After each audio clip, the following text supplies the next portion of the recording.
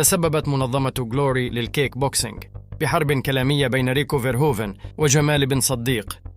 بدأت القصة بعد يومين من قرعة سباق الجائزة الكبرى للوزن الثقيل الذي سيقام في 9 مارس بهولندا، حيث انسحب الفرنسي نور الدين محي الدين من البطولة بسبب عدم امتثاله لقواعد غلوري الجديدة. للبحث عن بديل، سألت غلوري المشجعين عبر تويتر عمن يفضلون رؤيته كبديل لنور الدين.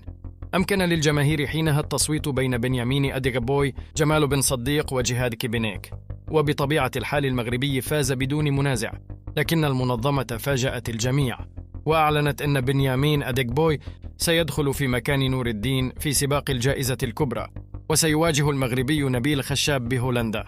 بطبيعة الحال كان هناك غضب كبير من المشجعين على عدم اختيار جمال، لتخرج المنظمة بعدها بتصريح جديد. غلوري تؤكد مشاركة أديغبوي بعد رفض جمال دخول سباق الجائزة الكبرى. تتطلع غلوري إلى عودة جمال إلى الحلبة في وقت لاحق من هذا العام.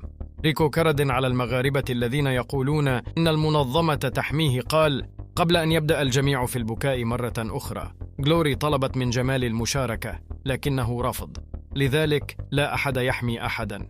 إذا كنت تتحدث كثيرا فيجب أن تؤكد ذلك أو أصمت. جمال رد عليه: استمر في الكذب على المشجعين يا بطل. جمال يتدرب حاليا في تايلاند تحت إشراف المدرب المغربي سعيد البدوي الذي كان يدرب سابقا بدر هاري. كل شيء يشير إلى أن المغربي كان يستعد للمشاركة في سباق الجائزة الكبرى. وكتب على إنستغرام: من المؤسف أنهم لا يقولون القصة كاملة. رد ريكو عليه كان قوي، حيث لمح إلى استخدام المغربي لمواد محظورة قبل المواجهات.